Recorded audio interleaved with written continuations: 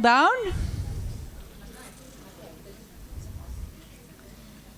So that we can start on time. There will always be also be a live link that you can share via Twitter, Facebook, Instagram, whatever you want, mode you want to use. So whatever we're doing this morning will be also live. Colleagues, it gives me great pleasure to welcome you this morning, and I want to give a special welcome to Dr. Beets, our Deputy Director General, Mr. Mohammed, our Chief Director, Ms. Karen Dudley, the Director of GET, Mr. Blackie Swart, the Director of Assessment and Management, or other district directors that might be here, heads of curriculum, coordinators, subject advisors, district and head office officials, and special guests. I know there is one or two special guests, and we really want to welcome them also to this last CSF of 2019. Colleagues, in preparation of the slideshow that is running behind me, I came under the big impression of the immense work that you are doing in the district. I think if we look back at 2019 and we see all the actions we could achieve and all the highlights, we can really feel great. There's a lot of work to be done in districts, but I think that if we look back, we can be pleased. We have celebrated many highlights this year. Highlights that wouldn't be possible without hard work and dedication. Hard work done in districts by all of you sitting here today. Your hard work is not only, your hard work is acknowledged, but also, you know, if I just think about our rural districts, the kilometers that was traveled to support schools, the weekends being offered up, all the extra time which we all put in for our learners. Because ultimately, in the end, it is only about our learners. And this coming 3 days, for some of you only 1 day, for some 2 days, this coming 3 days is an opportunity where we can share with each other past practices. We can reflect on our past practices. We can share what we are doing in our districts so that we can learn from each other. But it is also a time to be strengthened for the way forward, because it is not possible to do all this hard work if we do not have the strength. And strength is something that comes from within inside, and these 3 days is an opportunity to build on that and to capacitate ourselves so that in 2020 we can be a stronger team, taking the curriculum forward in terms of quality education for every learner in every classroom, in every school in this province. So may this 3 days be a wonderful opportunity for all of us to mingle, to learn, to develop ourselves, to grow, so that we can just go from strength to strength. I thank you. Colleagues, I am then going to go on to the next point on the agenda. I'm just going to ask that if anyone needs to come up to the front to come and present, or to have whatever role you have to play, if you could please just make use of the side of the stage, as we are doing the live streaming and we don't want to block the vision of the live streaming. I'm going to ask Ibrahim and maybe Andre, if you can just take the mics. Colleagues, the districts did send through the names of the new appointees in the districts. But we still want the heads of curriculum to have the honor to introduce you. As this is their first CSF, and we know this is not often that we have this opportunity to be all together. So I'm going to start with Curriculum GET Head Office, and I'm going to ask Ms. Karen Dudley just to introduce the new appointee. Good morning, ladies and gentlemen. wow. I see curriculum is in the house. I was quite worried there for a moment. Ek gedink nou ek is amper in die kerk, hoor, en ons bid. Good morning, my babies. How are we doing? Fantastic. And you know, before I do the announcement, I'm now taking a little bit of advantage of the MC this morning. But I'd really like to, Mrs. Dutoy, Almaret Dutoy, it was a year since her appointment yesterday. And so she's doing her debut as an MC. Come on, make her feel welcome. Come on, GT, let's hear you. Kyk hoe lekker bloos is, want sy, dit was die deel van die skrip toe ons die draairand doen gister. So Almaret, congratulations, well done baby, you've broken a leg.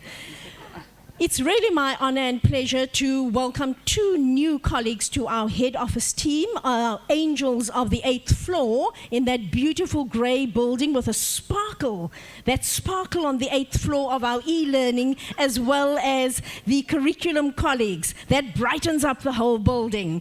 And so it's really my great honor and pleasure to welcome into our directorate for the 100 Schools project, as well as she also does another one, but in the GET directorate, she runs the 100 Schools project, R23, Mrs. Deneen Grobler.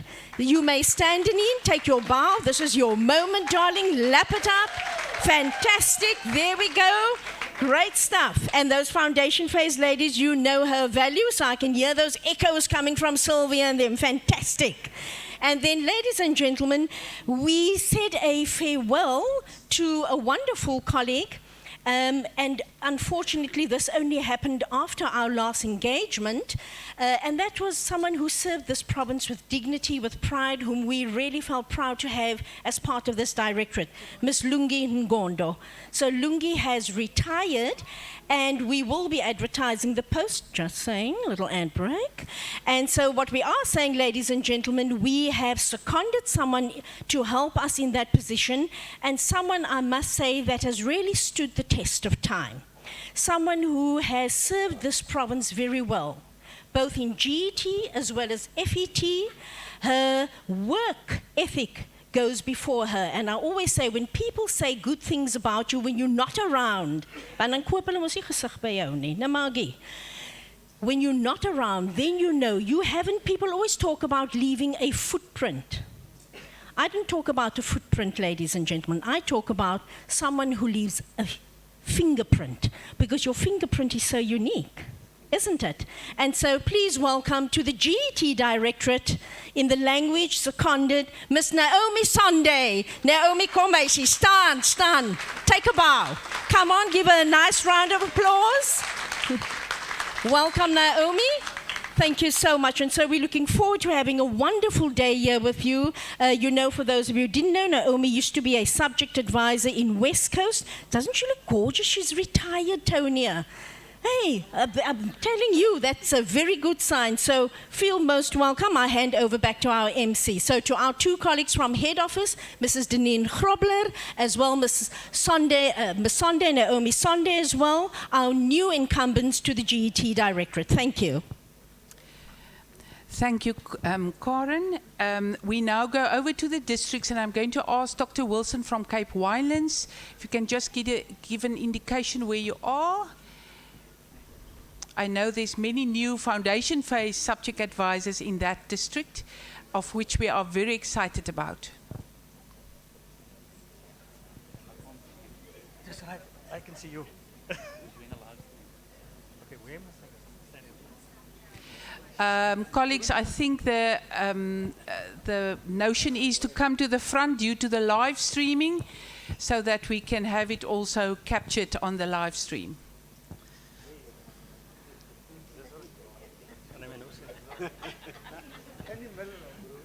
Good morning, colleagues. Goeiemorgen. I'm not as good with the mic as Karen is, so, but there's a silence. Good morning, colleagues. Goeiemorgen, Mulwen. Holy moly, thank you. Let me just introduce, I'm not sure if they all were here previously. First of all, Tombe Kaya Lupuana.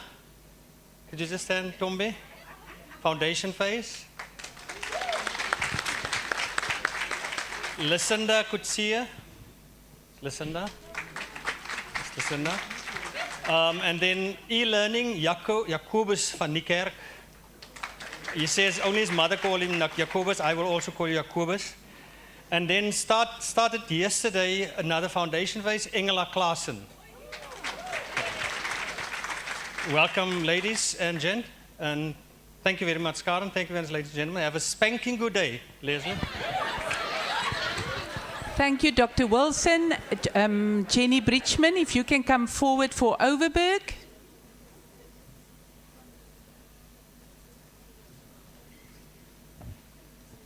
Good morning, everybody.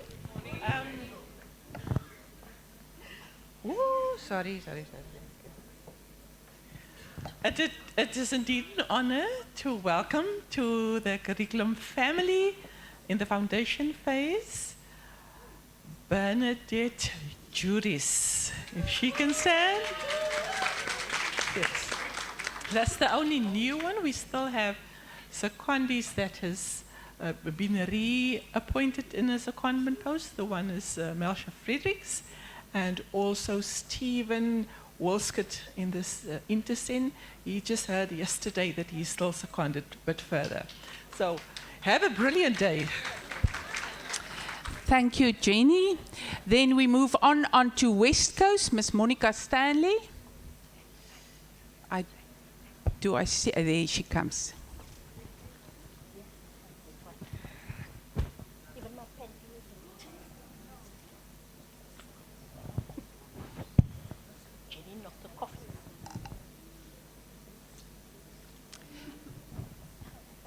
Good morning, everyone. We don't have new appointees in the West Coast, but we have Eleanor de Serve.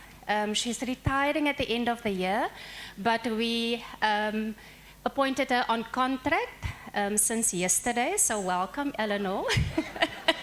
And then we have Maria Morris. Eleanor is foundation phase, and Maria Morris is also on contract foundation phase. Thank you.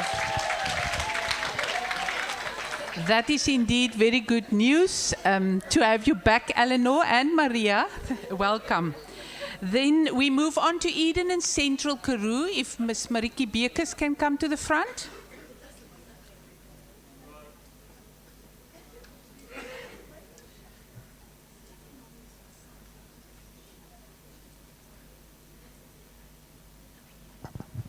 Good morning, colleagues. We have one new appointee in the foundation phase, Ms. Hannah Estreisen, there at the back. Hannah, could you stand, please? This is Hannah's first day with us, and she's very excited to be here. And then also Mr. Carl Punt will start on the 1st of January. He's appointed, he's accepted the position. That's for history and FET. Thank you. Thank you, Mariki. If I can ask Ms. Lorraine Bailey from Metro South to do the honors. I didn't expect to get wet like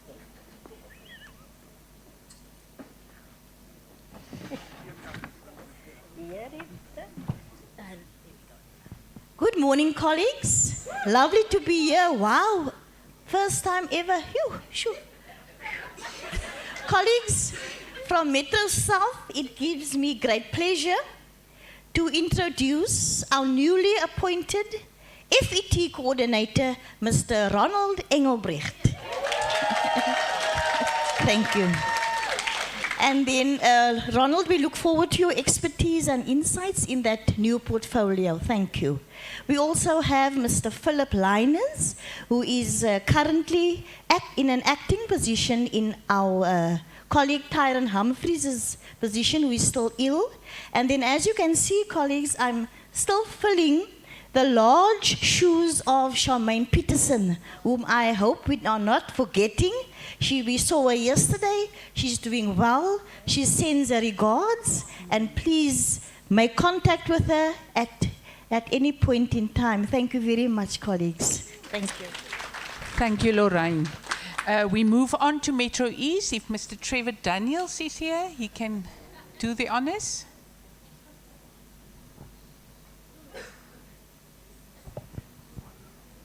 Good morning, colleagues. Good morning.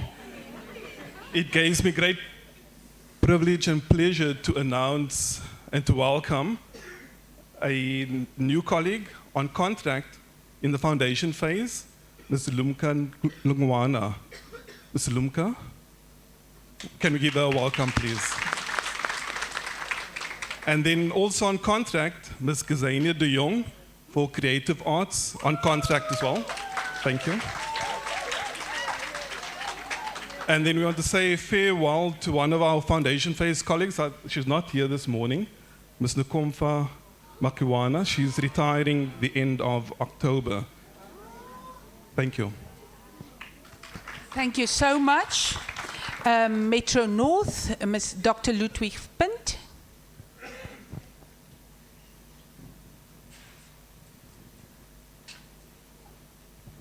Morning, colleagues. Nobody new at this stage. Two foundation phase curriculum advisors that are, one is leaving us, Melinda Gardiner, being appointed as principal of Helderberg Primary School in Bishop Lavis. And then Kolisa Sabai, we will go for a year to Trevor Manuel Primary School to help to sort out foundation phase at that school. So please, I need two advisors from the 1st of January. Can I pick and choose here? Or? Thank you, colleagues. Thank you, Dr. Punt. Melinda, all the best for your new journey, and also for you, Kolisha. And I must say, I don't want to say it, but I am going to say it, but it seems as if foundation phase is ruling in terms of new subject advisors. So we're very excited about that. The last district to come and announce their appointees is Metro Central. If Ms. Vanessa Minnar can just come to the front. Can I ask Rudy, in the absence of Ms. Minnar, to come and do the honors?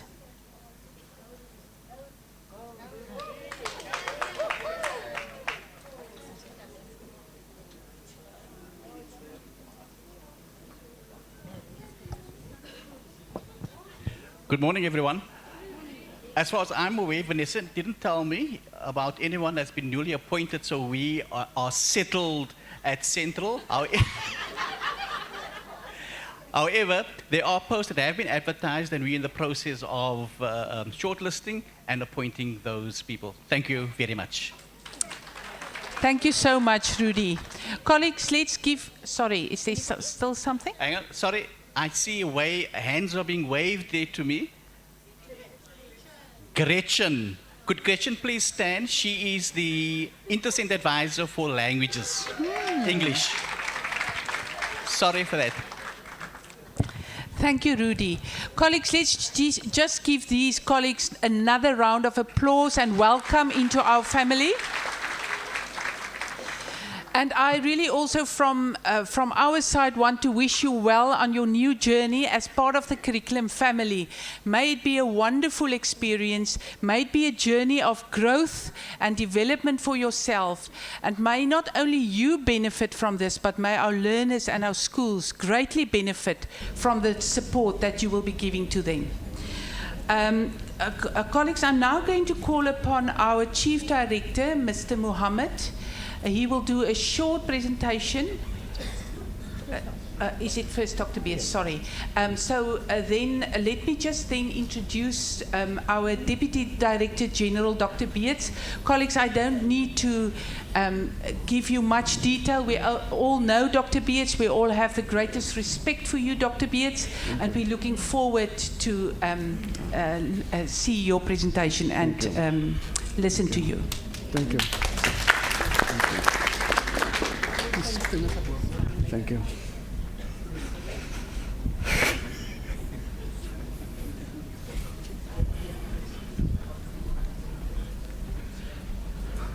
Good morning, colleagues.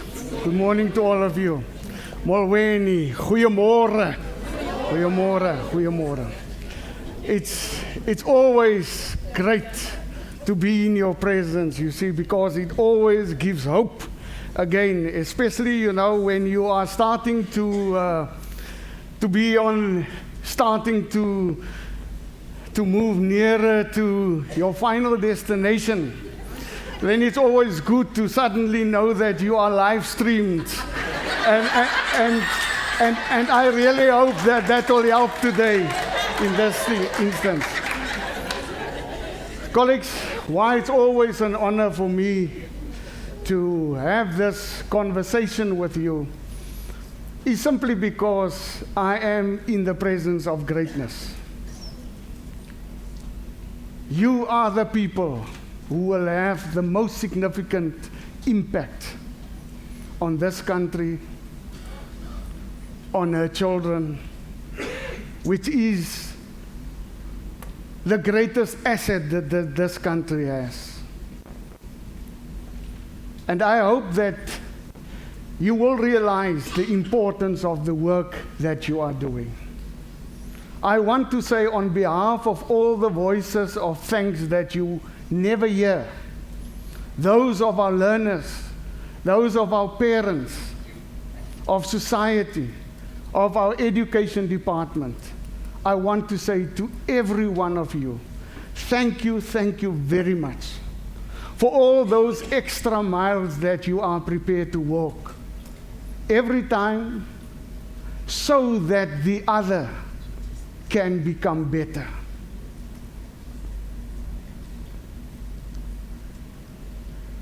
That is the spirit of Ubuntu. I sacrifice myself for the other so that the other can grow. And I can only be okay if the other, if they are also okay. So let us never stop to sacrifice ourselves. This is about investing in human beings, investing in the leaders of the future, the people who will lead this country and who will change this country. We are working, we are building the next leadership. And that's the important thing for us to know.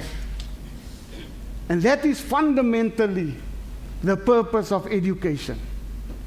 Education is linked to the improvement of the human condition. That is the sphere in which we work. And you are the important people. You are blessed, in a sense, to be in this space. And I want to say it because it's important that we, as colleagues, we realize every day, despite the difficulties, that we have a great calling. We have an important task to do this side of the grave. And we need to use every moment, every opportunity to ensure that we make that important impact. Ladies and gentlemen, I have a deep understanding of the challenges that we face.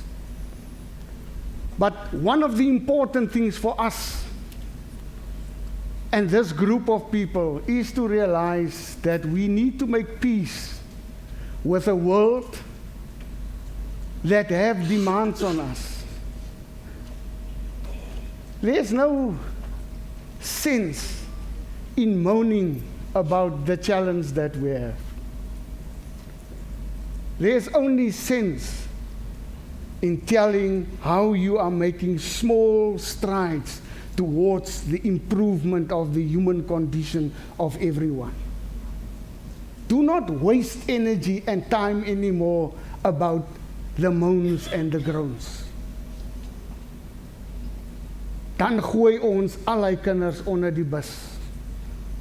And when I am in classes, when I am in small classes, and I see the leaders of tomorrow, the smiles on their faces, the expectation of those learners, they are nearly shouting out and saying, "Here I am.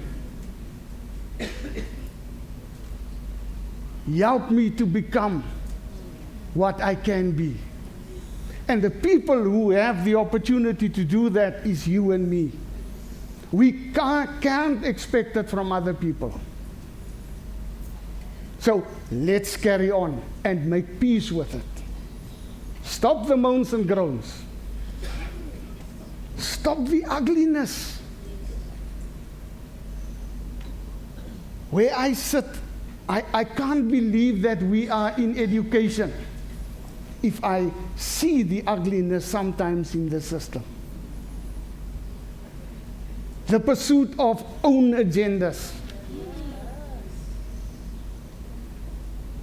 That is what's destroying our education.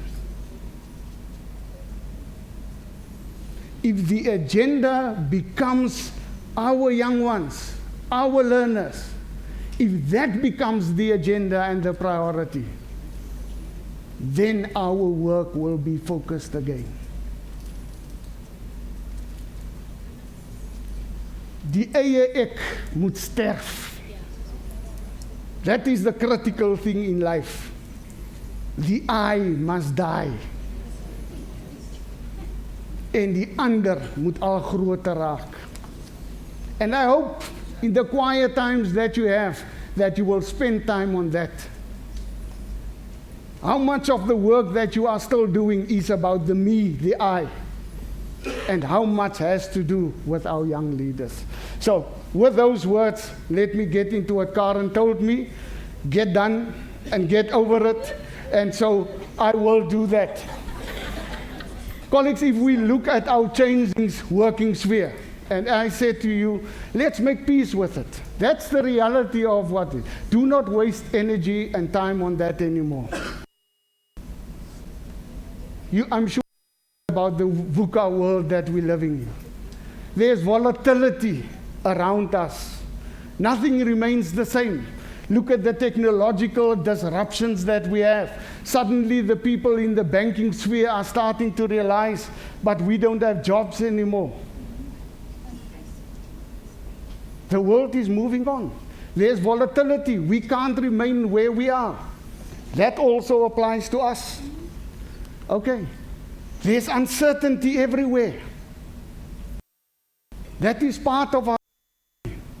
So we can't predict all the time what will happen, because there are other things that impact things.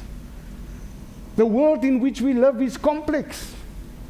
Sometimes you think this is the reason, but the moment that you start to engage there, you realize, but there are other reasons that's the cause of this issue here. It's complex. And to deal, when you need to deal with a complex situation, my friends, you can't have a simplistic response. Complex issues require complex responses. And that's important. We need to understand that. And the last one, there's ambiguity in the world in which we live. More and more we realize that we've misread things. It's not the way we saw it and we understood it, and so on. So how do we deal with this? How do we deal with this VUCA environment in which we live? And what the literature is telling us is that the antidote for this is also VUCA. We need to have vision, strategy of where we go. But then we must have unified vision. And this is why we are here. To have a unified strategy of only one thing. How are we going to support deeper learning through better teaching? That is where we work. That is what we must do. We must have understanding of the situations. What are the consequences if I do this? What are the causes of things that we have there? We need to have clarity. We need to find coherence, aligning our expectations and checking for understanding. We need to be clear of exactly what it is that we do. And then the last important thing is, we need to have agile officials. Not just one-track minded. We need people who on their feet can realize this is not working, and then to make a change. That is what we are looking for. So we need to be careful when we start to put all our teachers in one box. Yep. It doesn't work like that. We need to meet our teachers where they are. fundamental in the work that we do in our curriculum support. There's not a one-size-fits-all. We need to meet every teacher where they are. Do not come and tell me, slegte onderwysers, wat kan ek beter verwag? Why did we appoint you? Your own weaknesses.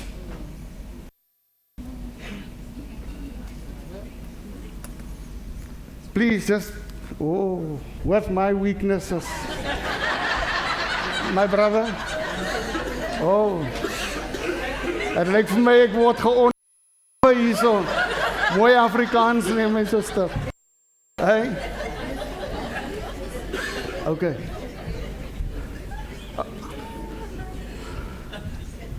Okay, righto. Hulle move sommer aan sodat ek kan klaar kry. Righto. So what is our professional role, colleagues? I think in a nutshell, and please take care of these two words. It's about leading better teaching for improved learning. Now, my friends, you can only lead if you yourself have a deep understanding of what you do.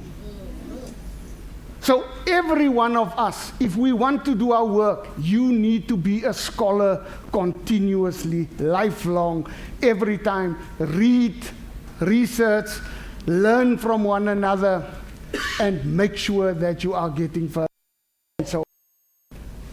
And then the second word there, the days of monitoring is something of the past. It is about driving things. And you can only drive once you've monitored and know what is going on. Then you need to know, this is where I am, the actual level. This is where I want to be, the intended level. And then you need to start to breach the zone of proximal development. Now we're into the world of Lev Vygotsky. Am I right? Yes. That's it. Constructivism. And that's where we go. Right.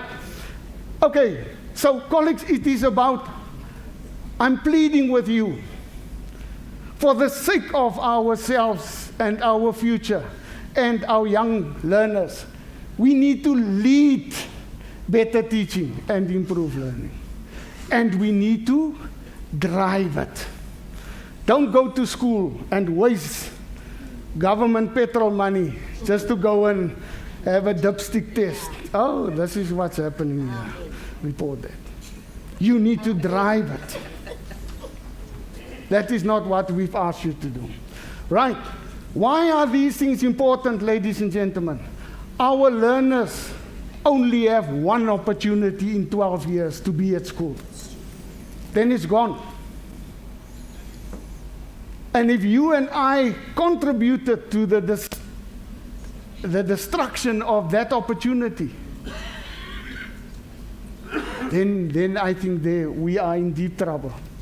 Formal access, that is what we've succeeded to do. Learners can go to school.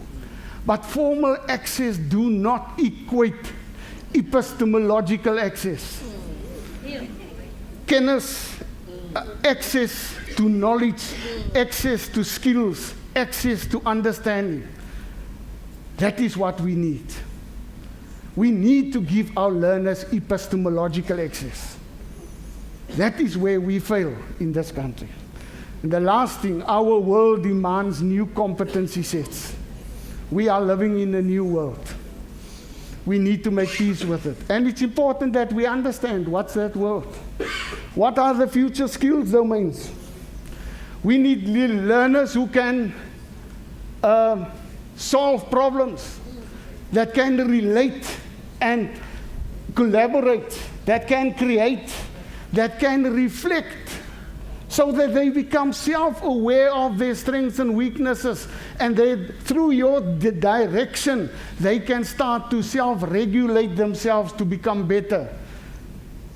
Our learners need to have the ability the competence to get going, to move on, to investigate things, develop critical thinking, to adapt, to serve, get real. This is a real world.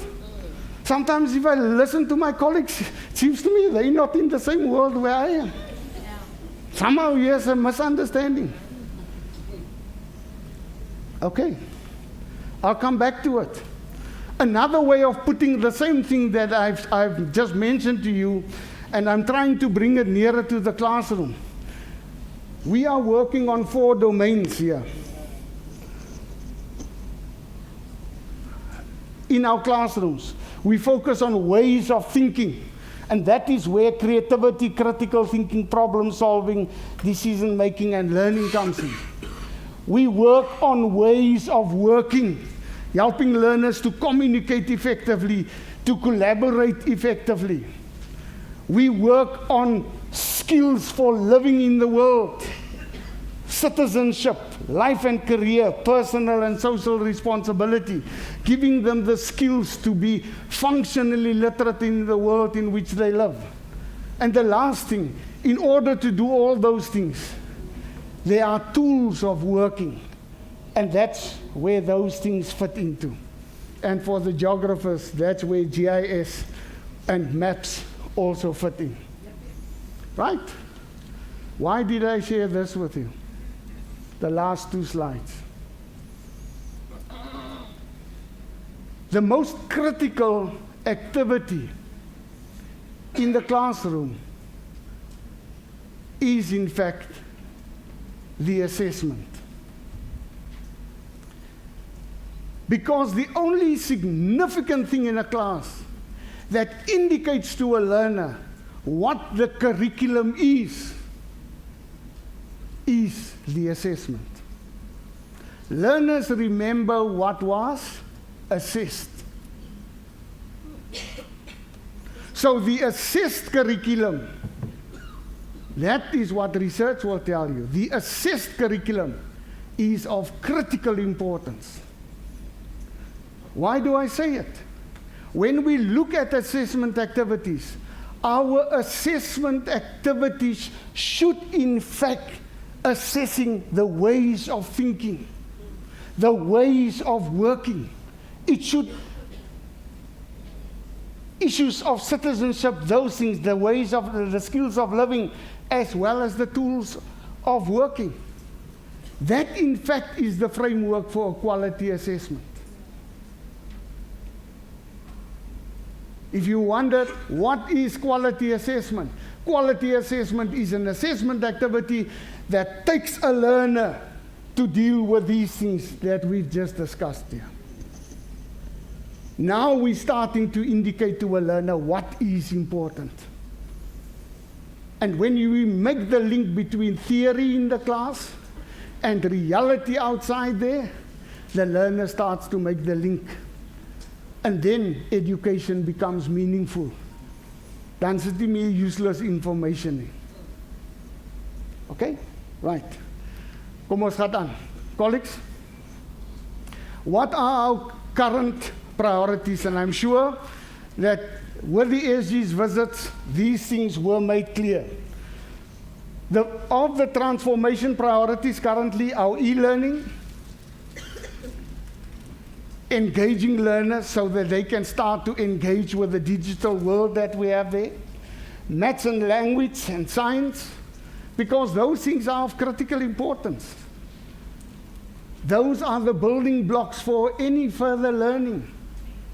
Maths is important to think logically, think systematically, to do problem solving. But you can only think if you have the vocabulary to think in. And that's why many learners struggle. They can't reason through it because they do not have the language. That's fundamental. They need the language in order to do those things. Transform to perform is important. The reason why it is, people will only learn if they understand and believe that they have the ability to grow and that they can become better. That is why we need to work on a growth mindset. But not only our learners, also our teachers. Nou moet ek maar reguit met my collega's praat. Sometimes I meet teachers at a braai. They don't know who Peter Beets is. Now they tell me what's happening at the school en wat hy vakadviseer kom doen daar by die skool. Soos die een nou die aand langs die braai gepraat het van die vakadvisor. I thought to myself, well, where are we now? But anyway, sommige vang die joke 'n bietjie laat nie. Okay, but anyway, so it's also important. Now, when do we start to help our teachers? Colleagues, it's when we admit to our own weaknesses and that we are continually growing in the process. And we meet our teachers where they are and say, it's okay, walk with me, here's my hand. Walk with me, I'll walk with you. That's what the teacher needs from us. And when that relationship is established, magic will happen after that. Maar as jy eers wil wys, jy sê, dis waar die probleem kom. One of the apex priorities of this department for the next 5 years will be an emphasis on technical education and skills education. You will hear the word more and more of apex priorities. That is what we will have to do in the next 5 years. So you will see a greater emphasis on technical education and so on. And then quality teaching. That is where we need to focus on. How do we support that? Okay? Now, Wally Morrow has given us a fantastic definition of the best that I've heard of what teaching is. He said, teaching is the practice of organizing systematic learning. Step by step. I first teach them this, then I do that. If they have an understanding, then the next step. And that is so helpful because it is critical for us in our planning.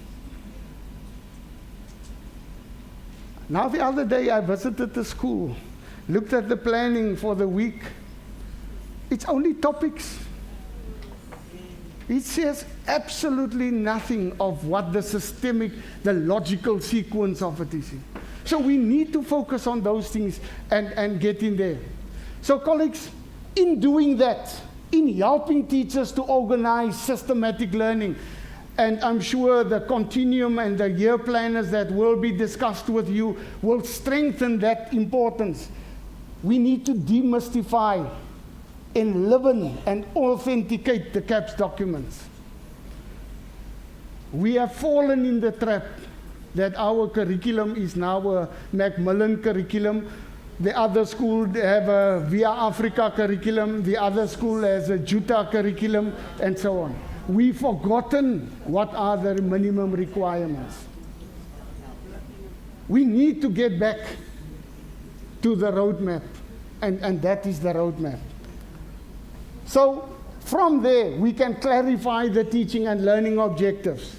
We can plan embedded in quality sequencing. Die kind moet eers dit verstaan en dan bou ons daarop. Understand continuity and progression. Certain things run right through. If you take language, for example, language, listening, speaking, reading, those things, those run right through. But there's progression in each phase and in each grade in terms of that. We as the officials, we as the curriculum leaders, we need to understand that for our subject. So my friend, if you don't have a grasp of that, have a look at continuity and progression for your subject and get that understanding. And the last important thing, the matchmaker assessment. That links teaching and learning and bring everything together. Okay, all I'm going to say here, I'll leave this presentation with you so you can go in detail. Quality teaching starts with learners. We need to plan around our learners. What are the things that they need?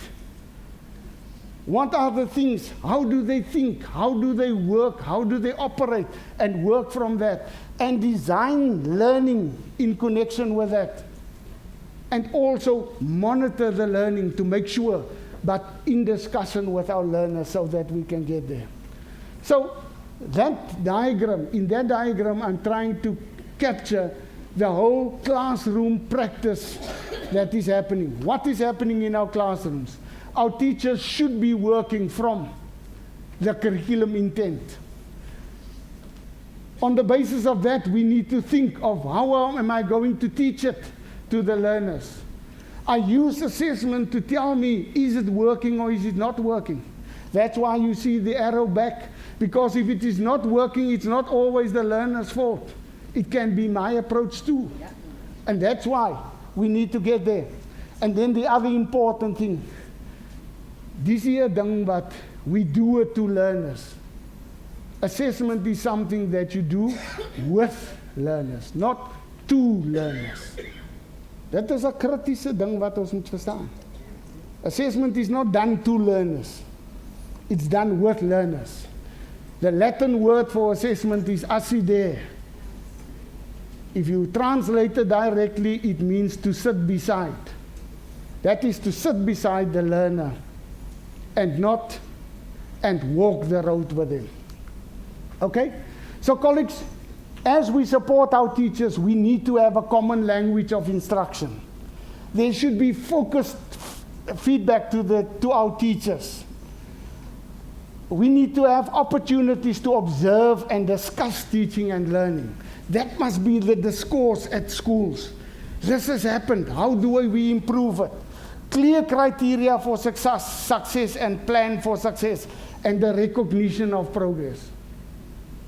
Jy weet, ek wil amper vir jou sê, if you visited a teacher and there's nothing that you can say that was good, maybe even you must say it's a beautiful day today.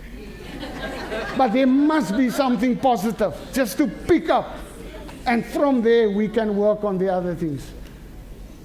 Too many a time that destructive nature comes in.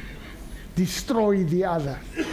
Destroy. But once you destroy one teacher, you destroy hundreds of learners that get into that learner's class. Don't go there, my friends.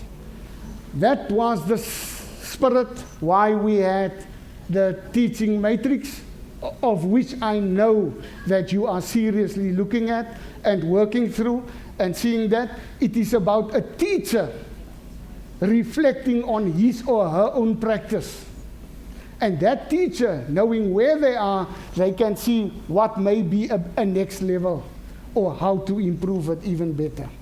Right, so what are our key priorities for this year? It was also part of our key priorities last year, colleagues. One, we've taken out to streamline things. It is about, number one, our work has to do with deepening teacher and official professionalism. We must be professionals. And a professional learn constantly. And a professional is there to the upliftment of others, not the destruction of others. Okay? Through continued improvement of subject content knowledge and pedagogical content knowledge. Right? The second one, to use assessment and the evidence of it that is produced to strengthen teaching and learning. Tell me how well I'm doing it, but it's also about learning. That assessment will tell you where your learner is and what are the next small steps to taking him or her to the next level where you would like to have them. Cultivate, and this to me, colleagues, is important. This is important, the third one. Cultivate effective subject leadership to optimize teacher accountability. All of us are accountable. To optimize teacher accountability, responsibility, and data use. You cannot visit schools every day. You need to capacitate your subject head at the school to be the resident subject advisor when you are not there. That is critical. We need to capacitate leadership, subject advisor leadership at our schools. And that's why we need to focus on that. Number 4, prepare learners holistically for this new world that I've spoken about. Future careers, health, their health is important. We need to deal directly with the issues of substance abuse and unhealthy ways of living, and to contribute to a sustainable world and also involving parents. Climate change, we can't say it's not here. Those are the issues that should come into our classrooms. Corruption, immoral behavior. Those are the important things that we need to address. But my friends, let's start with you and me. If I am corrupt, I can't help teachers not to be corrupt. If I am immoral, I can't expect teachers to have moral ways of doing things. It starts with you and me. That is where it starts. Okay? And then lastly, we need to support the use and development of time, function, and appropriate LTSM, the resources, the platforms that we have, the e-learning platforms, and partnerships to enhance authentic and deep learning in all contexts. It's not going to work if we just dump resources at the school. We also need to add the pedagogy with it. This is how you can use it effectively. We must bring those two together, and we need to play a critical role. Last slide. Vir 'n ou wat van Woolsley afkom en Engels vir die eerste keer in die Kaap gehoor het, as hy 'n kwaai woord nie. The top 5 simultaneous. Why do we say this, colleagues? It's because these are the things that we simultaneously need to have a management over as we work. Does he know, ek gaan nou net dit doen en dan los ek die ander vir 'n ander dag nie. We need to keep these. What are they? Courage to try new things and resilience to survive. It's critically important. But simultaneously, you must also be highly strategic and agile in your implementation. Sometimes you will see you have resistance. Just pull back a little bit. You just need another week. And then suddenly people, didn't you experience it? It's not that you haven't experienced it. So can you see those things we need to work together? We need to be technically savvy. But then the important thing, and humane. Collega's, ons kan nie onbeskofte officials wees nie. We cannot be. We need to get it out of the system. Because as long as we have that, we will always have resistance against that word, the department, which I hear constantly. Okay? En baie keer is hy onbeskoftheid net die façade vir incompetence om te deal met die needs wat daar is. Okay? We need to be politically astute and maintain integrity. We need to keep all these things. Can you see, it's more than just one thing. There are a few things that we need to juggle all the time. And the last one, confident enough to move forward. And, hey, great word. And humble enough to admit that they are not experts. That's when a person is willing to say, speak to me. I will lend me my ear. Oh, you're someone spicy. Okay. Colleagues, I love and leave you. Thank you very much for what you are doing. We need to work if we want to have systemic change, the whole system improvement. It's not about my district. It's not about my component. We owe it to every learner in this province. And that's why I'm pleading to you that the 3 days we find a common strategy so that we have clear understanding of how we're going to lead and drive better teaching so that we can have improved learning. Los maar die persoonlike, die eie ek agter. And let's work together. It's not about you and me. It's about our learners. Everything of the best. May God bless you.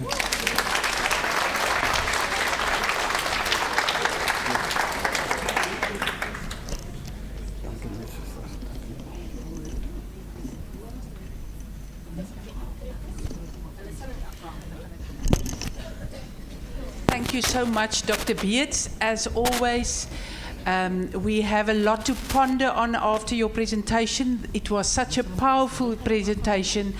And we also want to thank you for your example and the role model you are for us. So thank you so much. We can give him another hand. I'm then going to put our Chief Director, Mr. Mohammed, on the stage to take us some further into the way forward for us.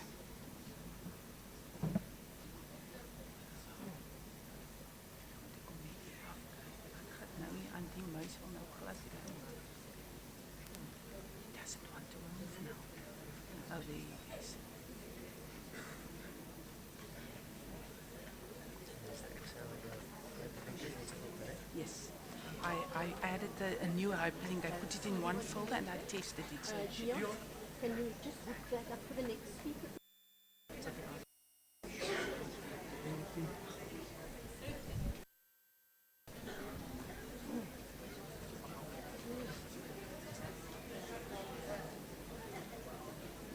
we will just take a minute to get the technical side correct and then we'll go ahead.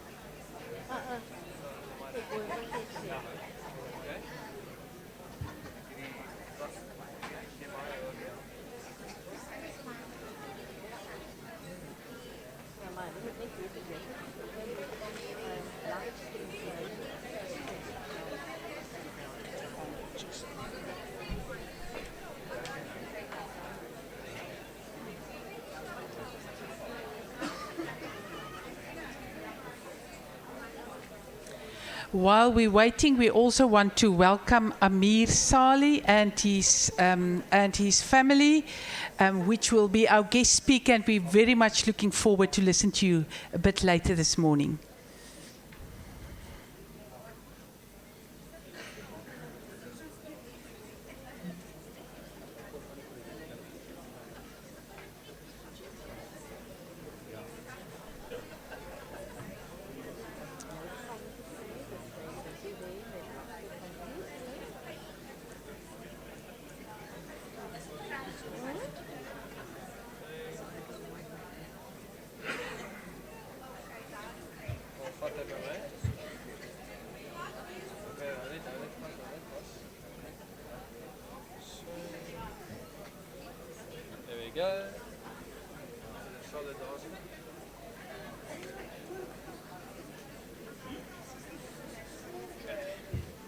Thank you, ladies and gentlemen. Our Chief Director, Mr. Mohammed.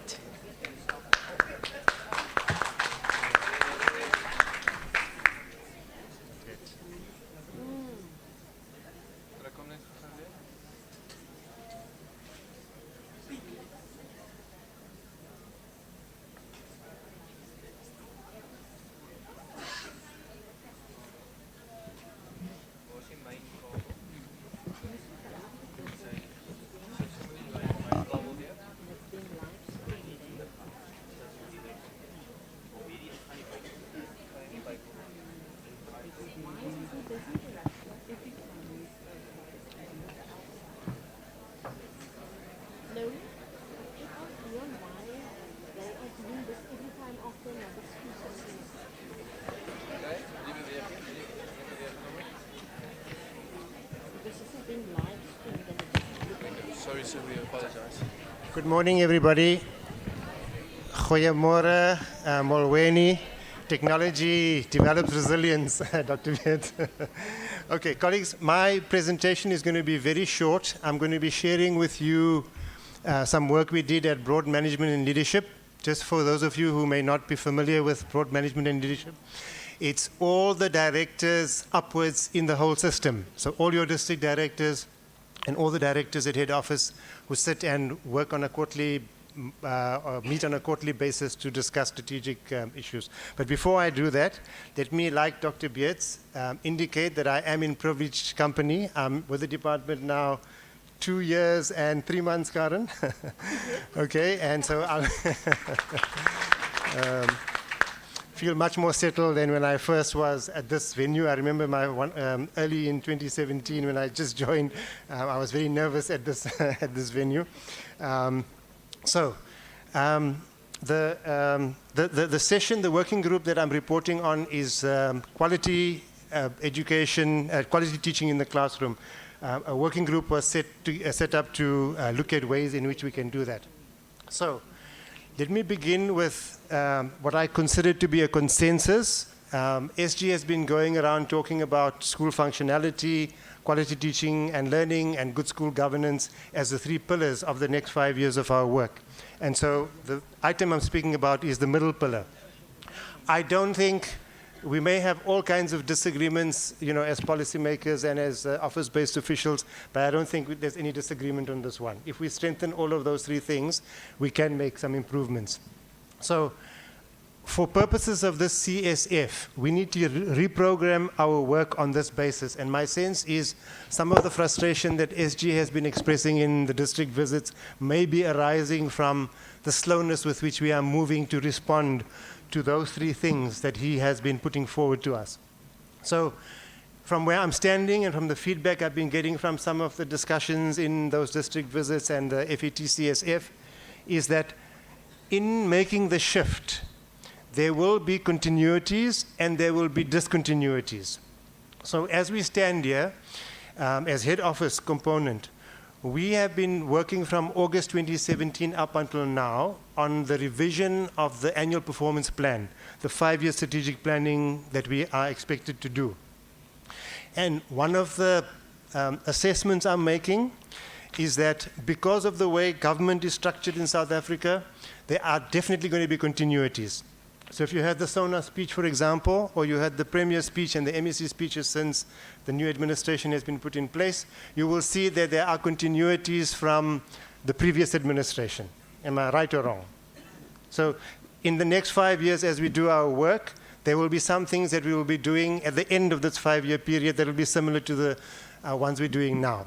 But there need to be discontinuities. And I'm going to be speaking about some of those discontinuities, and Dr. Beertz has been mentioning some of those as well.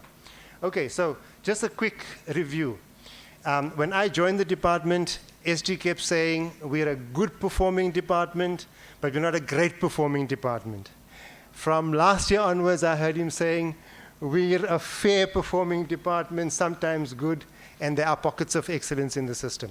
But let me not take away, let me also just acknowledge with Dr. Beertz, congratulations for all the fantastic work that's been done.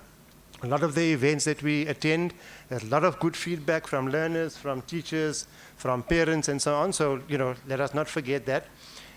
But let us also be mindful of all of the gaps, and I'll mention a few of them as I'm going along. So there are some great things we're doing in the department. There are some excellent things. There are some good, some fair. There are some average, and there are some bad and ugly things that are also being done in the system, as Dr. Beertz has mentioned. Okay, and some people call the system, and I like to align myself with that. We've got a pear-shaped system, and just maybe a comment on that about that. So the top 1/5 part of our system is a very high-performing system. But let me just, I don't want to be too negative on this morning, October and spring and all of that kind of thing. But University of Pretoria has done some research on the performance of the South African system. And what they're saying is that our top 1/5 of performers, you know, those children who score all those fantastic distinctions and all of the learners, like our young one who's sitting with us this morning, is still around 40 to 50% of world best. So even in the top end of our system, a lot of pressure has to be put if we want to be globally competitive, and I think everybody agrees that with the choices we made in 1994, we want to be globally competitive. 4/5 of our system is receiving resources, etc., attention, time, in the way that we're doing, all of us are doing of our work, but change is very slow. So if you look at the performance of our low-performing schools, the schools in our poorer communities, the rate at which they're performing to try and catch the gap between the high-performing and the low-performing is far too slow for anybody's comfort. And hence, it's not surprising all the problems that we experience on a daily basis, including the violence, and on the weekend, the canal walk incident that you saw with learners just running amok. Okay, so the issue is, although we're performing well, and some people are asking, okay, so what? What are we saying? What are we wanting to do that's going to be different? So the assumption we're working with is that although we're performing well, the system can and must be improved. And that's a discussion we're having. Okay, so from SG's point of view, and as I said to you, I don't think there's much disagreement about that. If we improve school functionality, we're likely to improve learner performance and system performance and all our strategic objectives. But that's not the core function of curriculum, but we do have a role to play in it. Our main function is teaching and learning improvement. And that's the discussion I'm going to be having in a minute or two. And then proper school governance, which is also with other units in your district and in head office. So we developed a draft operational plan for quality teaching. And I'm just going to share with you a very quick, obvious, but necessary to repeat theory of change considerations. And then I'm going to share with you the matrix that we developed. Okay, so if we can get optimum performance from every teacher in every classroom, even if it's just 10% per year, I think it's self-evident that knowledge, skills, values, and attitudes will improve. Right or wrong? Okay, so the question is, how do we do it in the complex system that we're working in? If the KSVAs improve, more learners will develop skills and competencies for a better future for themselves and for their communities. So, again, an obvious point. Okay, so quality teaching depends on professionally fulfilled teachers. Okay?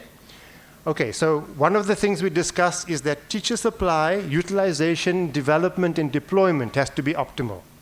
And that part of the work doesn't reside with us, it resides with HR and PPM and all of those kinds of things. And you'll see in the plan that going forward for the next 5 years, what we've agreed to do is to set up a multifunctional team to make sure that you as curriculum advisors or subject advisors don't have to be sitting with that problem, or that is factored in the performance and the target setting that is discussed.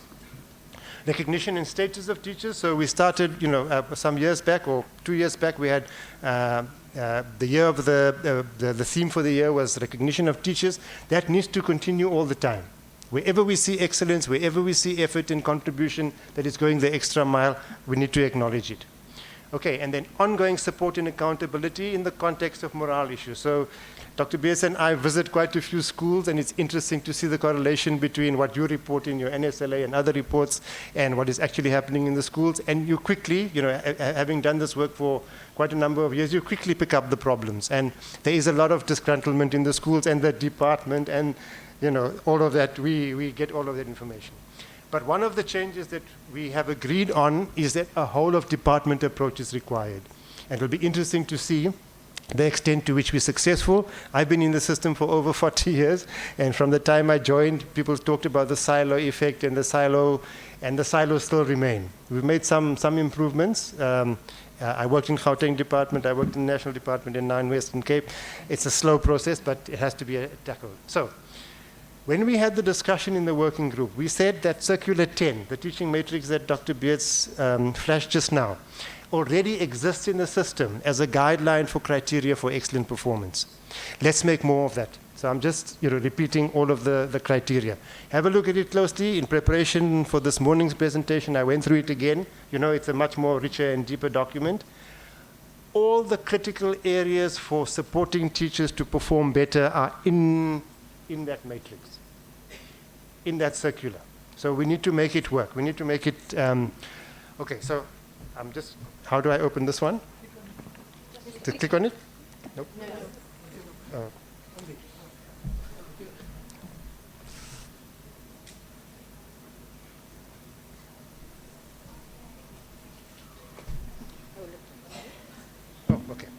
Okay, so I'm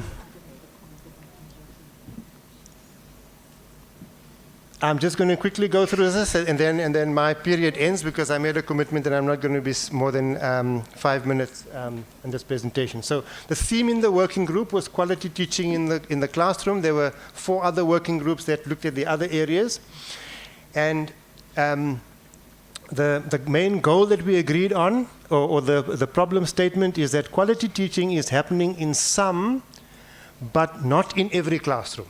Is that a correct assumption?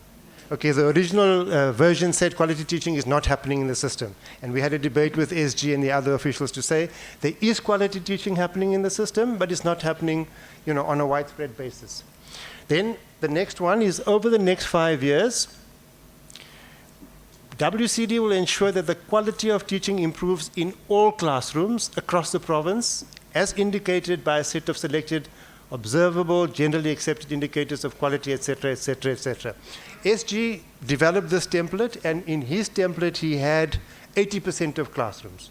And we argued, why is it not possible to put pressure on every single classroom? And so that's the one point of debate that we had with that one. Sorry, oops. I need to go this way. Okay, the likely project driver of this will be Dr. Beertz or Mr. Lewis. We still have to decide on that. Okay, and then the next few, some of the work that we did, I'm not going to go through all of that in detail. When we meet with the CCAs a little bit later, we'll go through the detail, and this presentation and matrix will be shared with you. In terms of time frame, we've got until December to complete this this document, and once accepted, it will become a guideline for the quest to improve teaching in every classroom. So the reason we brought it here is for you to make input into the document. It's not yet finalized, it's the first draft, probably the second draft, but we've got opportunity to make changes to it. So let me just go through some of the key points quickly. No, I'm losing my thing here. Okay, all right. So one of the issues we faced with in this discussion is the question of targets. So, sorry, oh, there we go. Yeah, okay. One of the things we were asked to do is to develop targets for the next 5 years. And you'll see as it stands, they're standing blank. And I indicated to the Chief Directorate management team that we would like to have strong district involvement in the development of the targets. Because up until now, what has happened is the targets that are in the annual performance plans of the department are derived from targets that were set by national department, the Department of Policy, Monitoring and Evaluation, in the action plan. And if you look at the gap between the targets that were set, so remember that was done in 2014, and the actual performance of the system, it's huge. And when I was a member of the national department, I used to constantly have debates with the authors of that process. And so luckily this time around, the official, the director responsible for drawing up of these targets has invited us to make inputs. And in the current APP, if you have a look at it, or if you're familiar with it, you'll see that there is no description of district targets in the APP. And we are motivating that we want to see district targets as part of the provincial target setting so that the whole process becomes much more meaningful. Okay, so we have left that blank, but at the moment what we've indicated is that we will still use the grade 3, 6, 9, language and maths. We will use the NSC as indicated, but we would like to see targets appearing in this document for every single subject, for every single district, for every single circuit, and for every single school. And on the basis of the SMART principle, which I'm sure this audience knows very well, and although the reason it's an important point is that although the SMART principle exists, in our departmental work, in practice it doesn't exist. And so we want to encourage a process that in every single school, based on a history and a thorough analysis of performance in that school, the target is set that is realistic and achievable and is not a predetermined target which somebody in an office in Pretoria determined as being the case. So an invitation is being extended to you, and as I said to you, you will receive a copy of this document. Sorry. Then just lastly, if I can just make the point, one of the big issues we're being faced with in the department is the roles of districts and head office. So we've started indicating what head office's role will be in this process, but also the district's role, and then the role of the other sections that need to be playing in the completion of the process. We've indicated the role of Chief Director Districts, the role of curriculum planners, the role of subject advisors, the role of circuit managers, the role of infrastructure, etc., the role of communication to make it all go, and also the role of monitoring and reporting. Okay, so the invitation is extended for you to make the input, and if you don't take up the opportunity, we are under pressure to submit. We have to complete some of this work by the 31st of October, and if you don't make the input into the APPs, the CCAs will know what I'm talking about because I've been circulating a lot of documents. If you don't submit, then we submit what we know, and it means then that the district loses out. Okay, my time is nearly up, so let me just move to my next. Now I need to go back and to need some help here.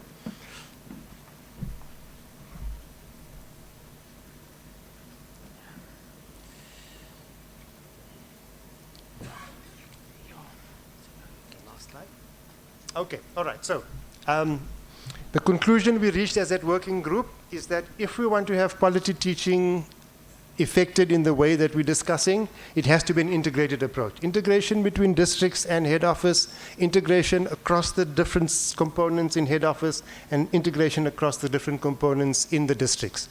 And although it's easy for me to say that, you know from experience that's not an easy thing to do, but we will keep driving at it. The linkages and the coordination need to be done. As I said, the document needs to be completed by December to inform 2020 programs across the department. Thank you very much, and I hope it was useful.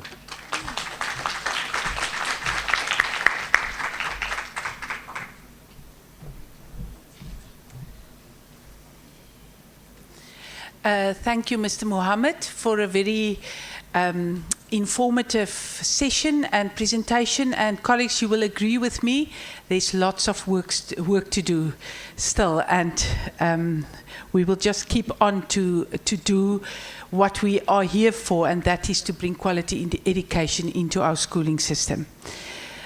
Colleagues, it is now time for our very special guest. I'm not going to do the introduction. I'm going to ask our director, Ms. Karen Dudley, to come and introduce our special guest, Mrs. Dudley.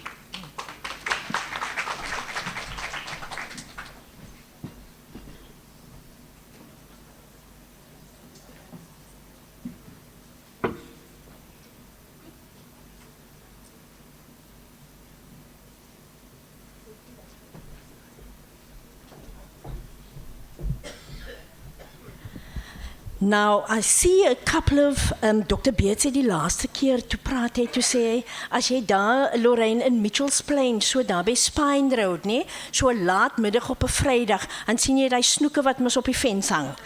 Nou kyk net die snoek se oë gaan, het hy so glaserige uitkyk. Nou ek sien daar so 'n bietjie van dit, ons het nou 'n bietjie lank gesit, Adrian, en so aan. Kom nou, ons skud nou eers lekker before our guest speaker comes up. Stand up, shake out, moet nou nie iemand omklap asseblief, nee. Just shake it out nicely, get those happy endomorphins going there, ladies and gentlemen. Come on, shake it up, show me what you got. There we go, lovely, and the blood is circulating, there's oxygen, awesome subject advisors, wonderful, beautiful, stretch it out babies, there we go. Nou as jy so maak, moenie aan iemand gryp bo hulle bors nie, dan is dit nou weer 'n ander saakie, hoor, hou maar die handjies sommer so styf, okay. Right, thank you, can we take our seats again? Thank you very much.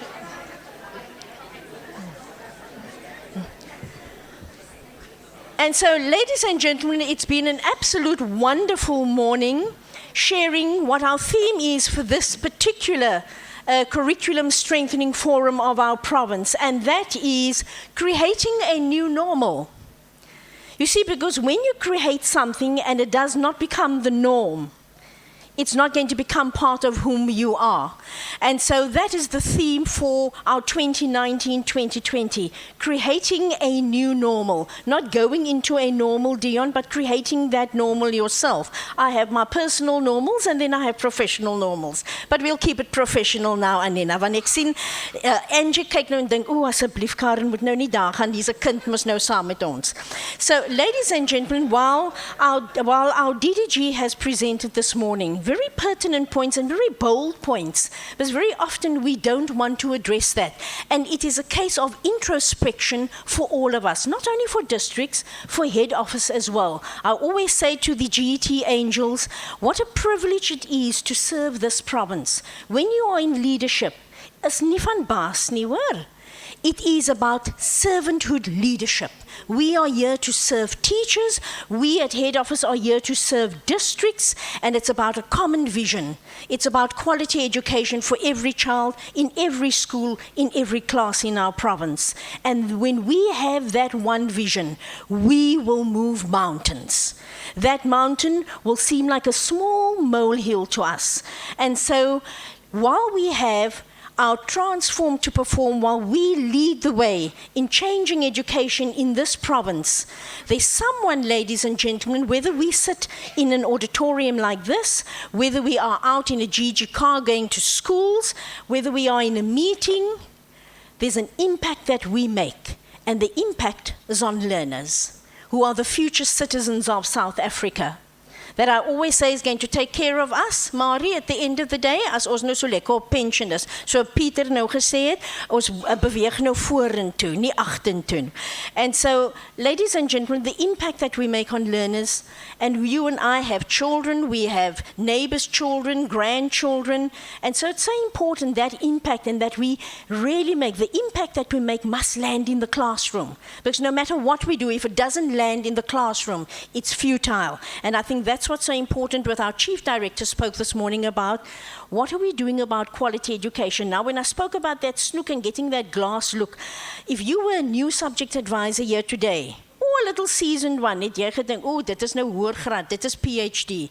Don't worry, it will be unpacked. It's going to be discussed in our management meeting. So don't now go and look at your SCP and say, waarvan het hulle nou gepraat? Calm down, just breathe. We're creating a new normal. And that new normal, ladies and gentlemen, as we have our theme for Year of the Learner, it's my esteemed honor and privilege to introduce a learner who will be our keynote speaker this morning, showing us, because very often we want to create a particular pathway for learners, and they say, can I have a contribution to that pathway? Would you give me a voice? May I be part of the conversation? En toe ek nou klein gewees het, Anina, dan het hulle mos gesê, children should be seen and not heard. Ladies and gentlemen, let's own up, that was a bit of an error. We know in which context, but in this context of education, where we have millennials that we are raising, we need to create a voice. We need to give them space for their voice to be heard. And so it's my distinguished honor and privilege to welcome our guest speaker here. His name is Amr Sali, and if you'd allow me, he's 13 years old. Started when he was 11 or even before then, and I want to welcome his parents as well. And ladies and gentlemen, he has published 2 books already. And the name of those books is The Mothman Files, and the other one is Blameless. He has, take note for those of you whom I can't tag in as yet, he has a Facebook page, he has a Twitter account, he has an Instagram account, he has a website. Shame on you. Nou moet jy jou kopie nou laat hang, hoor. So you know, of course, he doesn't know he's been tagged in on all my posts this morning already. And so that is what we're talking about, education, and creating a platform where others, where negative media is created, we show the positive of education, the change in education, and it's voices like Amr Sali's, who leads education as a learner, that is an ambassador for education. And so while he's published 2 books already, he is releasing a 3rd one, which he collaborated with Yusuf Daniels, the author of Living Coloured. So Amr Saleh is from the Cape Flats, from Macassar, and he's in the process of coding his first video game, which he will use to start up his game and tech company to make him one of the youngest entrepreneurs in South Africa. You need to give him a round of applause. And so, ladies and gentlemen, there's some things that I haven't even gone near to what this young voice and this young being. And I believe that the Almighty, that the Creator puts people in our spaces for a reason, James. Isn't it so?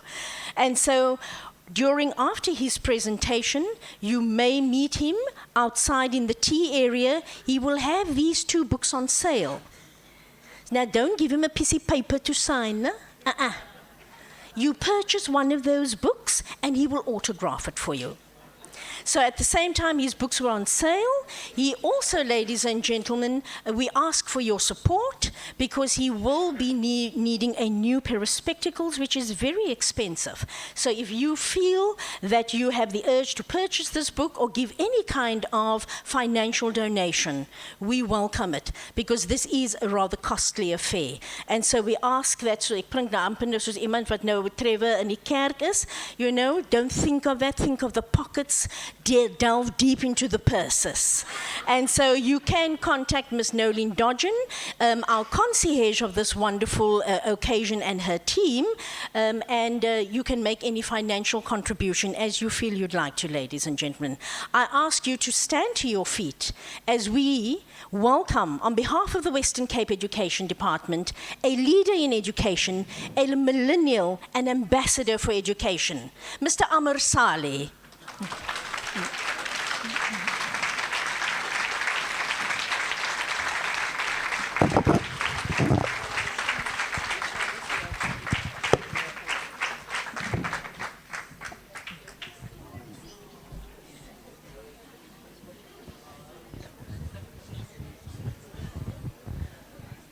Greetings, ladies and gentlemen. My name is Amr Saleh. I'd just like to say thank you all for letting me be here. It's an honor. And good morning to everyone here. So I came to speak about staying relevant in the 21st century.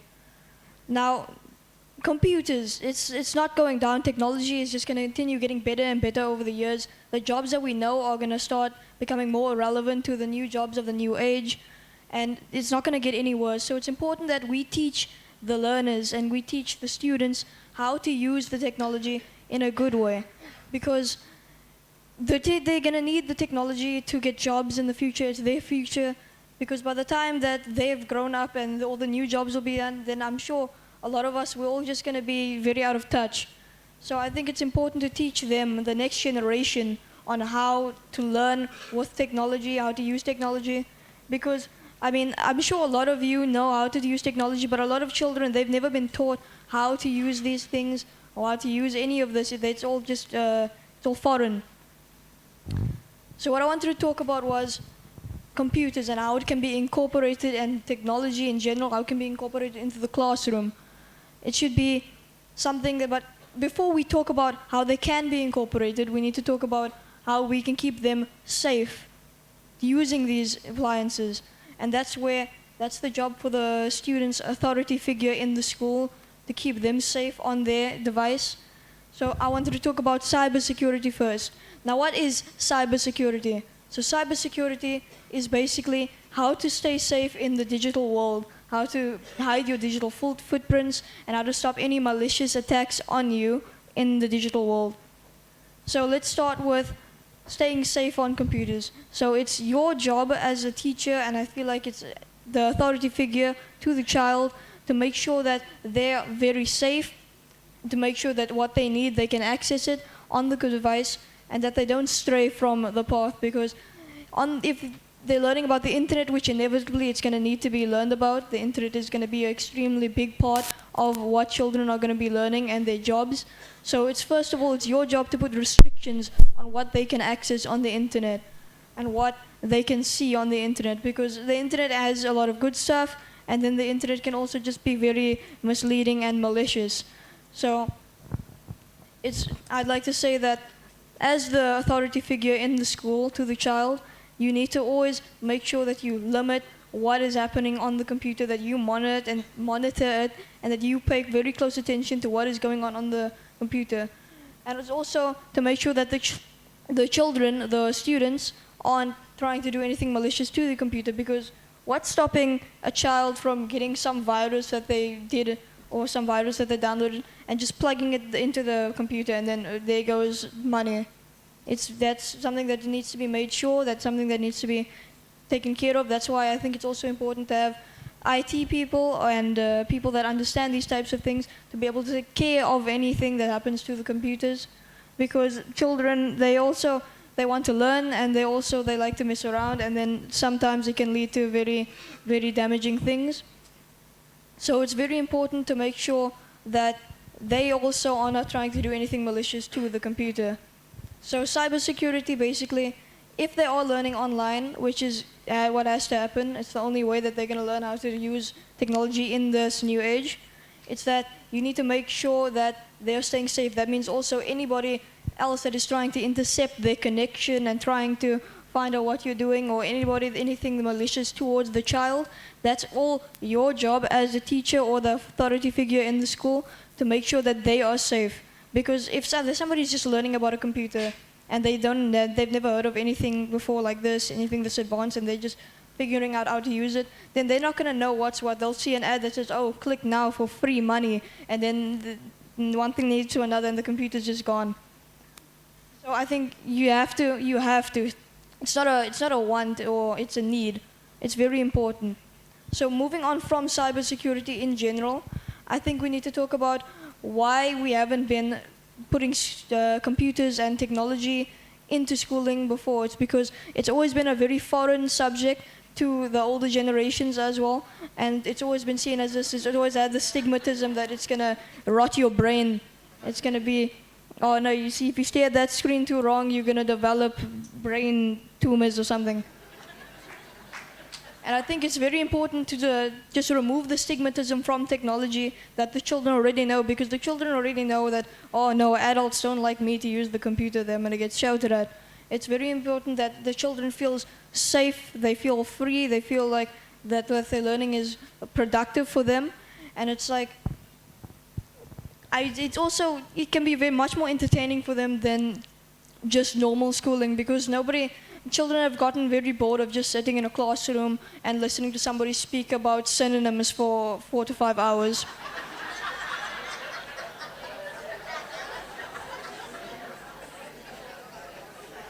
So it's like, this is a new change for them, something to spice it up a bit.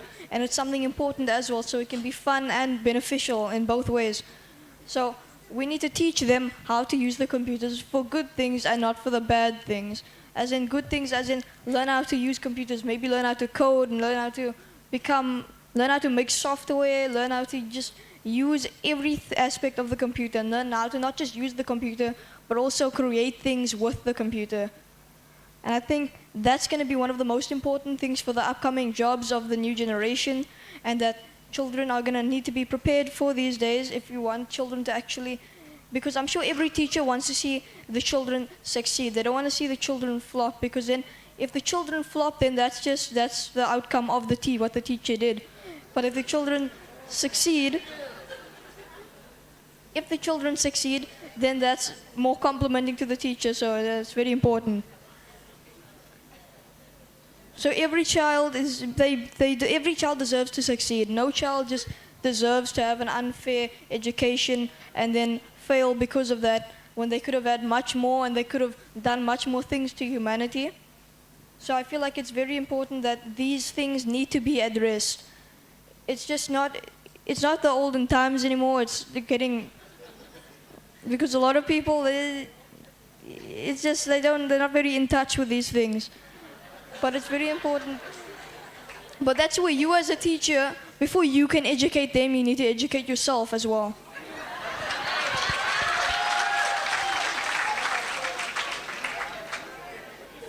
Thank you so much. That brings me to the end. It was a bit short, but I feel like I've said what needed to be said. I want to ask if anybody has any questions. Yes, please. Yes, ma'am. Yes, I would like to know, share with us your game that you are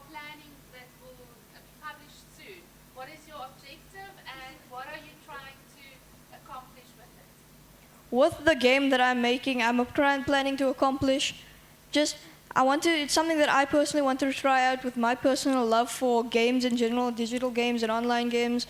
It's something that I've tried out, and right now, what I was busy with it, I'm trying to learn C++ to code the game in Unreal Engine. I'm trying to develop it. It's more of a personal project, but I'm thinking that it must be released eventually. I'm not saying that it's going to be a very easy task, it's going to be a long and tedious one, but it's something that I personally want to do. And it's more what I'm trying to accomplish with it is I want to prove to myself mainly that I can make also.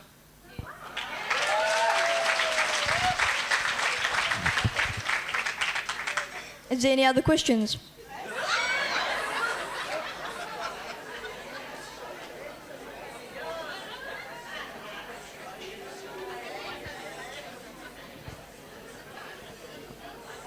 Yes, ma'am. At the back.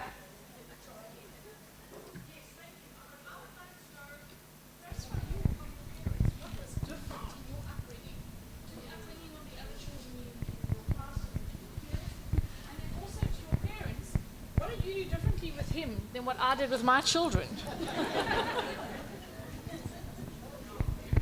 Well, I can't really speak for them, but I can say that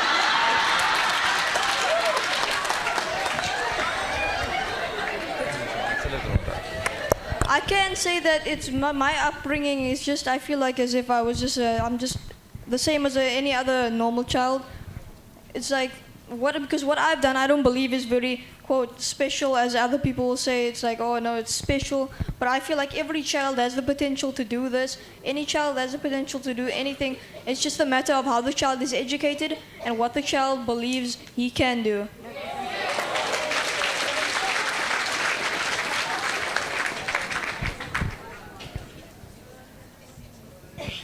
Thanks very much. Explain to us how you're learning at the moment and also a brief summary of your 2 books. Thank you, sir. So basically how I'm learning right now is I'm learning on online school. I'm digital schooled. So I chose this manner of schooling because I decided it's easier to crunch time and I can learn what I want to learn. Because where I felt in school, I couldn't learn what I wanted to learn.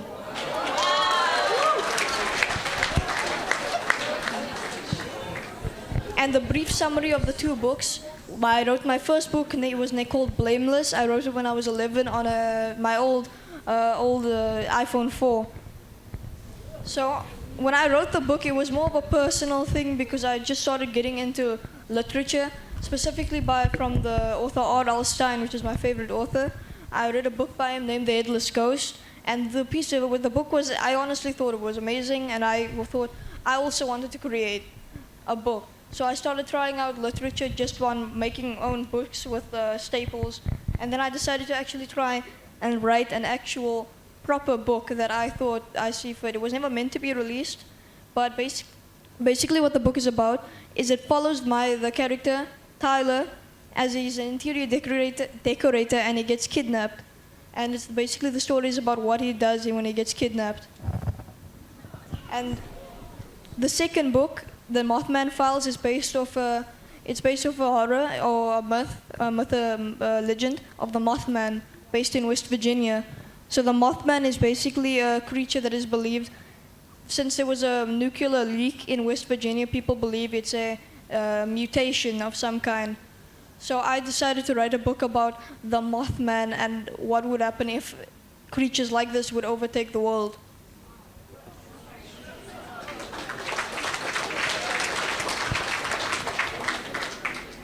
Yes, sir?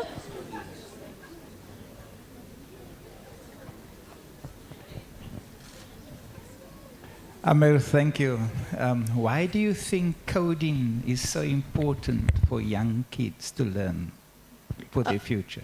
Well, sir, I think it's very important for the future because when you think about it, the way technology is advancing, jobs are becoming more and more tailored towards coding, where you're going to need to be able to make scripts and you're going to need to be able to create programs for companies for you to get a stable job and for you to actually succeed in life. become a good member of society. So it's very important for them to do this, just because that's just how technology is advancing. So it's a must at this point.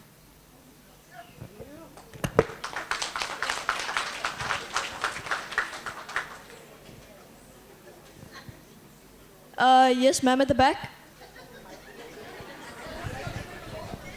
Sorry. Amr, the way you explained your books, you summarized the books, gives me the impression that you're good at finding solutions. What are we as adults missing? Why can't we solve the problem with lack of commitment of learners, the gangsterism and what's going wrong with discipline in the schools? What are we missing that we're not seeing and not addressing? Well, I think it's more of what you are missing, and also what the child also thinks, because the child, they don't want to be in school. Nobody wants to. For them, they have to wake up early at 5 o'clock in the morning, drive in the cold. They must walk into school to sit down and listen to the person talk about maths and 1 plus 5, and then you must multiplication tables. They just think that's boring. That's just how the child mind works. They have a very short attention span. So I don't think it's that standard. That's not what really you're missing. It's just how much the teachers can cope with that. It's about how the teachers bring up how they learn. So the more that the teachers tailor towards their students, then the better experience will be for both of them.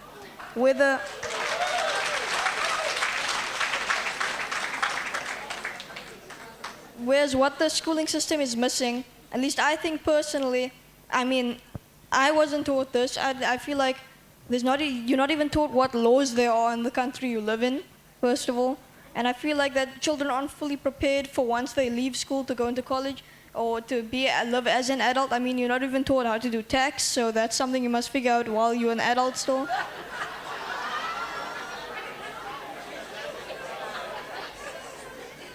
So that's at least what I think on the matter.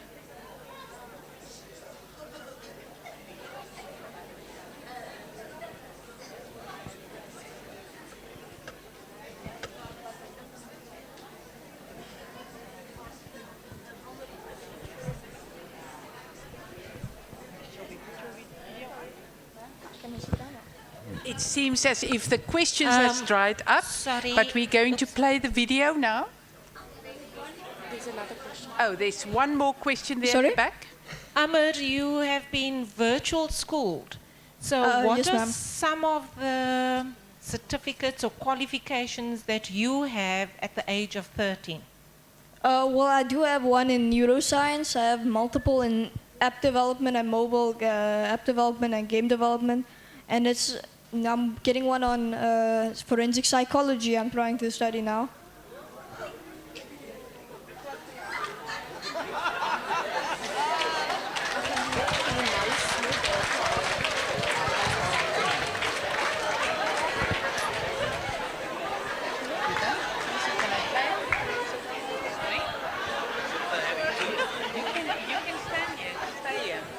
Colleagues, I'm just going to play a short little video clip. I want Amr to stand here to stay with us while we're playing this.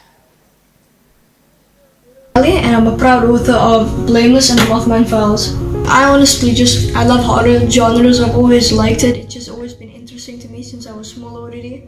I don't really have an exact reason. I think it's just fun to watch scary things. The first book that I wrote, called Blameless, it pursues the main character of his psychological journey. It's basically a mind game. The whole book is about the character fighting against the bad guy, the good versus evil story. And then the book The Mothman Files is based off, it's more of an apocalyptic horror that I tried to base it off. So Blameless City Cap is a collaboration between me and Yusuf Daniels. We decided to cross genres because I think that the children these days, they need something that they can relate to take their minds off all the crime, etc. Something that they can be inspired by. And what people do not know is Amr wrote and does all of these things despite having what he calls a different ability, a super ability. And his ability is the fact that he only has 20 centimeters of vision, and he doesn't want to say that. Amr doesn't want to be known as a victim, but rather for his skill and for his just what he brings to society and to make change, and he wants to be a change maker. He says he'd like to leave the world into a better place than what he found it to. One of my ongoing achievements is completing the forensic psychology course that I'm very interested in. I did a neuroscience course, which I also was very difficult. And then I think mobile app development.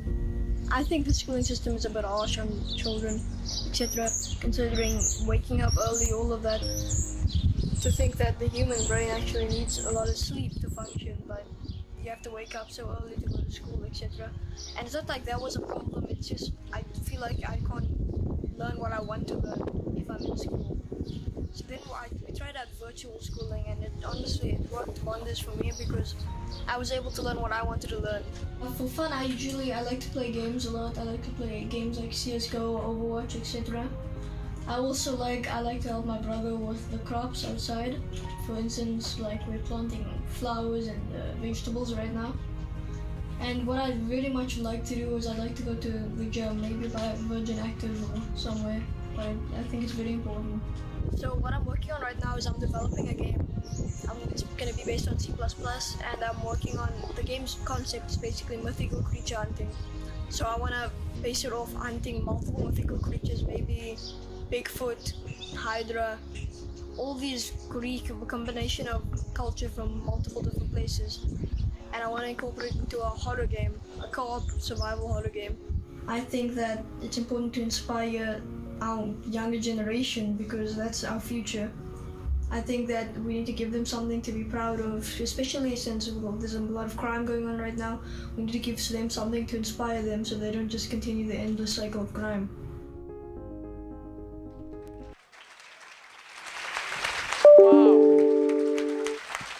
Ladies and gentlemen, you will agree with me, Amir, you're absolutely phenomenal. And we Thank see you so a much. big future ahead of you. And I'm going to ask my colleague, Mrs. Ruth Leekes, the CES for ECD, to come and give you a small token of appreciation. Thank you.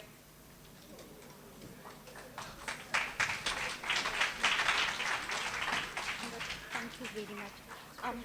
Do you mind if I say something? You must stand there. Good morning, everybody. I am in awe of this young man.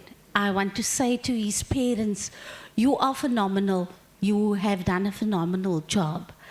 You have raised this amazing young man, and I just see a bright future for you. I also want to just take this opportunity before we continue the thanks to remind everybody that his books will be on sale, and please do support this phenomenal young man, because I think that the future, we're looking not only at the future, but you are very present in our schools. And so I want to thank you for just coming to inspire all of us here. And you will look across the audience and you see that we are old fogies, if I could say that. You have inspired us. There is hope for the future. I'm taking certain liberties, but thank you very much for coming to inspire us, to tell us, and also to open up a world for all of us, young and old. Thank you for all that you do. Enjoy this little gift.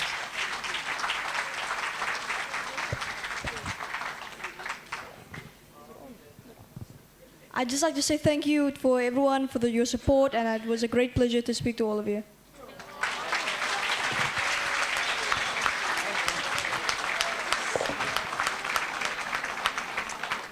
Ladies and gentlemen, wasn't that awesome?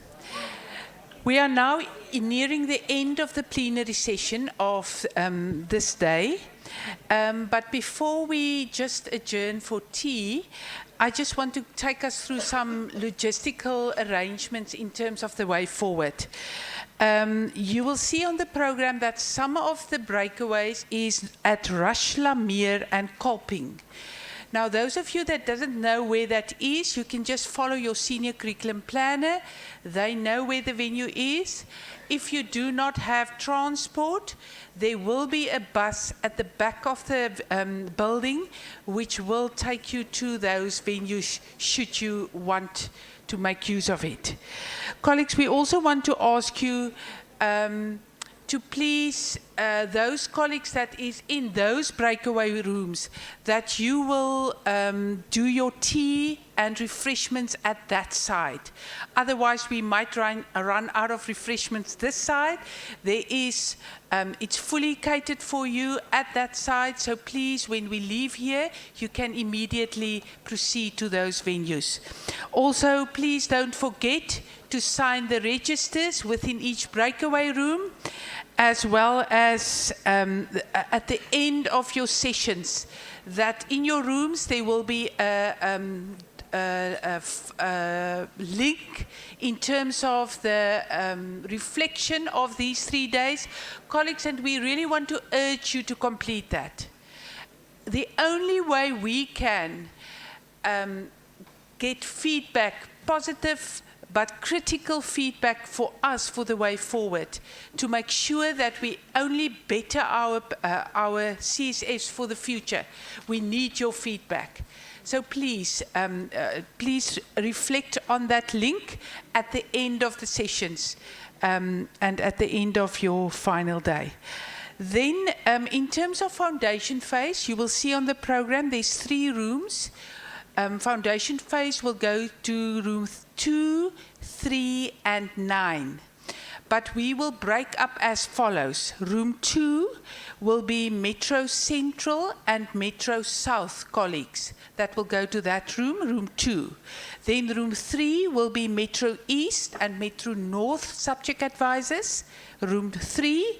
And then in room 9, all the rural colleagues will be together.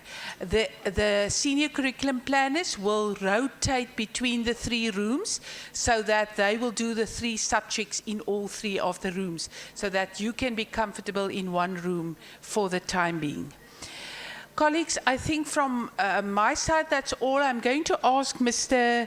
Dion de Klerk, the manager of the Durban Conference Centre, just to take you through the safety measurements and regulations in terms of this venue, whereafter we will break for tea. I thank you.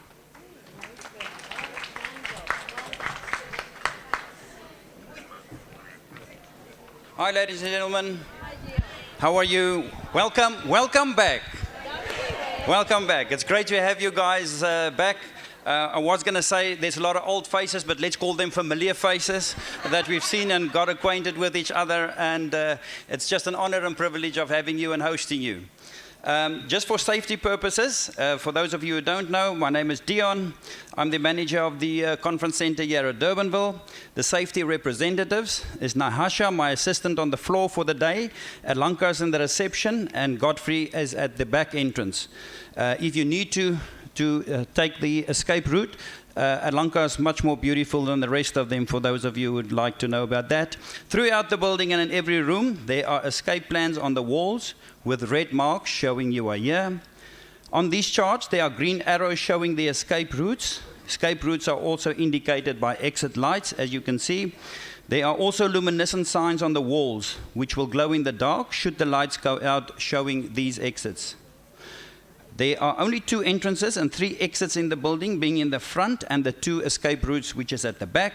The facilities are equipped with a manual, visible, audible sound alarm with points throughout the building. Should an emergency occur or anyone sees a fire, the manual, visible, audible sound alarm will be activated and alarmed.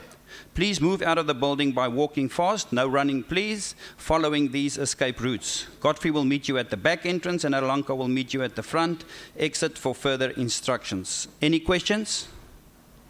I trust we're going to have a great 3 days. Thank you.